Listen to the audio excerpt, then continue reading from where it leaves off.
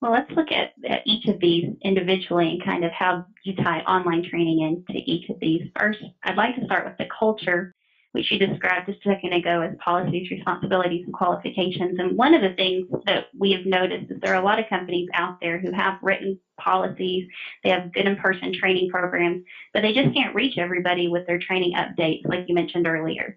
And you've really created a way to do this digitally that tracks all of your training and maintains your records should you ever need them, either whether it's during litigation or audits. And that's really helped build your culture. So I'd like to ask you a little bit more about those things, starting with your policies and procedures. How do you notify your drivers about changes to your policies and procedures? What we will normally do is add it as a custom content to our Infinity platform. That way I can get it out to all the drivers and they can read it. And then we have a digital response that they have read and understand it. And it just makes it easy. Prior to using this program, I was making a copy of a new policy or procedure that we had in place and putting it in their mailbox or putting it as a check stuffer.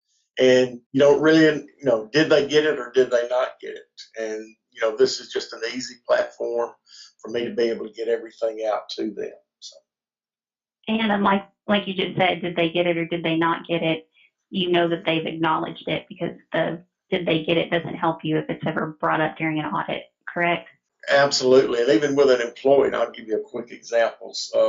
At one point, I had a driver come in and talk to me, and I was talking to him about something that he had done wrong or had not followed a policy or procedure that we had in place. And he said, "Well, I've never heard about it." So I said, "Well, we did, and we did it on the Infinity platform." And I went back and showed him in the reporting function where what day he had taken it and what time of the day. So we did know that he had looked at it. And then he said, I do remember that. So, it's just that easy to use and get the message across to them.